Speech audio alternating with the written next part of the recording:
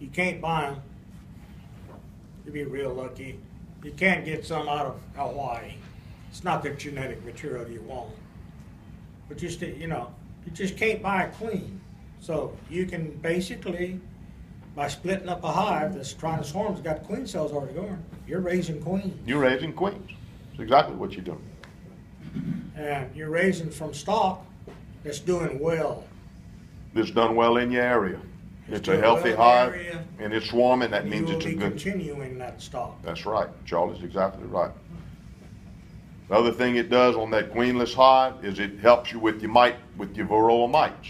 Gives a brood break there. You get a brood break in there several weeks where there's no brood in the hive.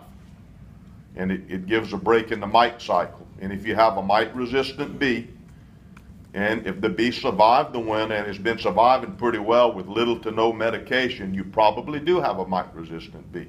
That's almost like giving that hive a mite treatment. Mm-hmm.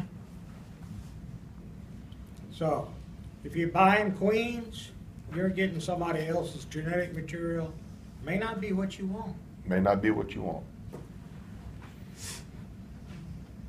Because a lot of those people seem to replace their hives every year.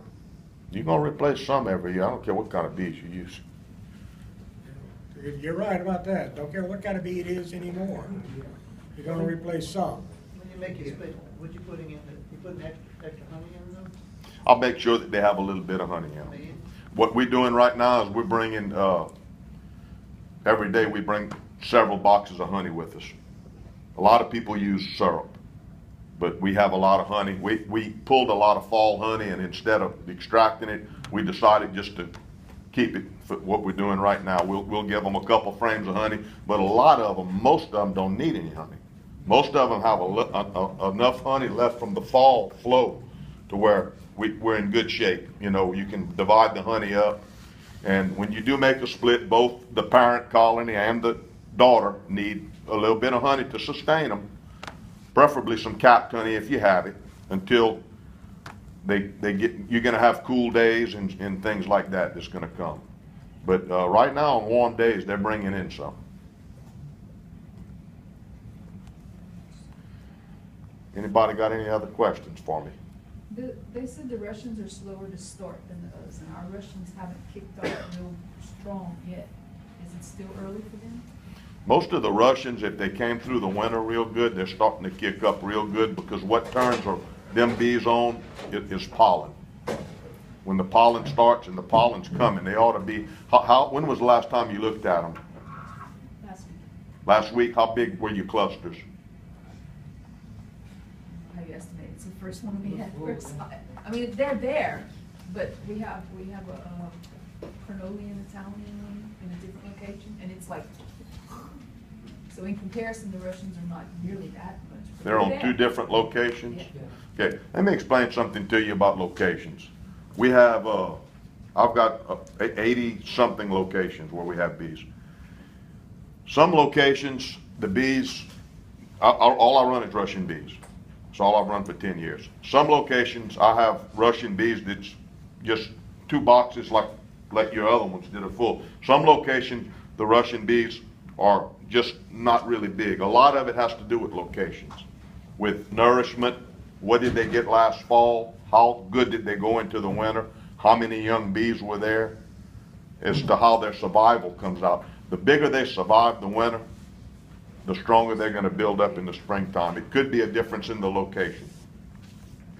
That's why it's very good to go to different locations and have several hives in each location, so you can see the difference. You said that right now you're going to be dividing all your hives, and then you say you do it again and again. We'll go back through them one more time after this. When's the next time you'll do it? Be about 3 to 4 weeks from the first run. And what we're doing is this. Let me explain. When we first start, we'll go in a location. We'll have probably, right now, we're trying to get 70 to 80 hives in every location. Then we start dividing. And what we'll do is we'll go in there, and if a hive has 6 frames of brood, we divide it. If it has 5 frames of brood, we leave it alone, or less.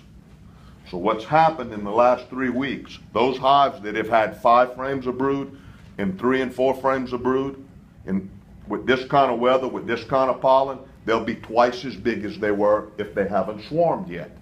Hopefully we get back to them before they've swarmed. We're not going to get to all of them, but that's the reason we do it twice. We make 2 runs on them to keep them from swarming. The second run, the splits may not make as much honey, but we don't lose our bees. If we don't make a big crop on it, it doesn't matter. We have a good colony for next year. It's not all about making a big bunch of honey on every hive. It's about keeping your bees. You always have to go, I always have to go back to the word beekeeper. I'm trying to keep my bees. Yes, sir. Do you guys ever put 2 nukes side by side, or do you just do one deep? As far as, do you try to split them up into 2 colonies when you're, if you have, say you have a box that's just overflowing? We have 5,000 or 6,000 5-frame nuke boxes. Right. Up until last year, that's what we were using because we were trying to build numbers. So what we would do at that point in time is we would go in, and if we had a colony with 10 frames of brood, right, we would leave the queen with 2 frames and make 4 nukes. Move them to another location, put queen cells out. Then we'd come back.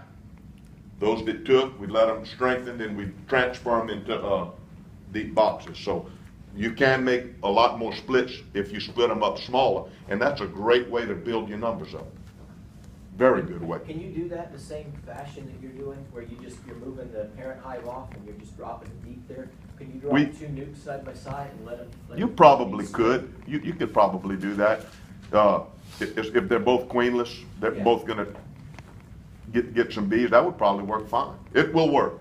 Right now, there's not much that won't work. This time of year, almost anything you do is going to work. So if the bees are bringing in pollen, that's a good indication that they're queen right? Yes, it is. Normally, that's a fairly good indication. They bring in pollen if you got a good queen.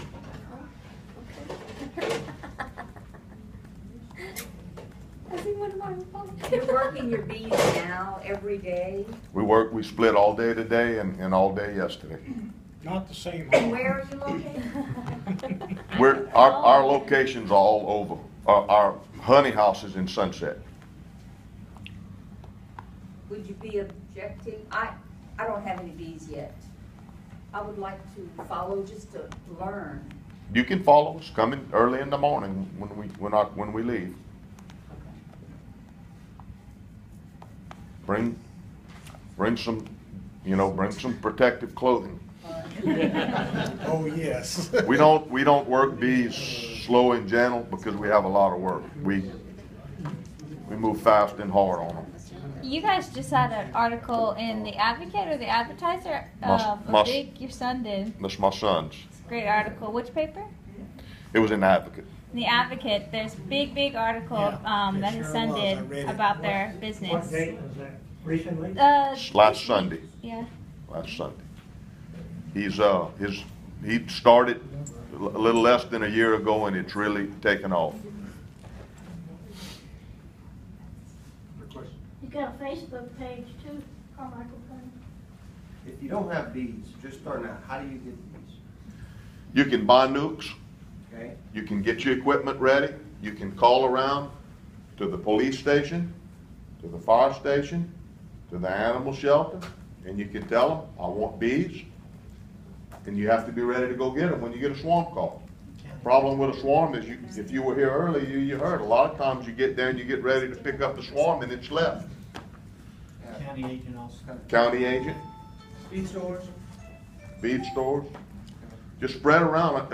I'm looking for bees, and you'll get them. We used to pick up a lot. Of the years back when we first started, we'd pick up a lot of swarms.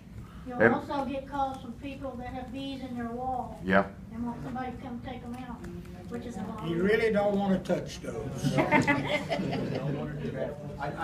been calling around. It's not for an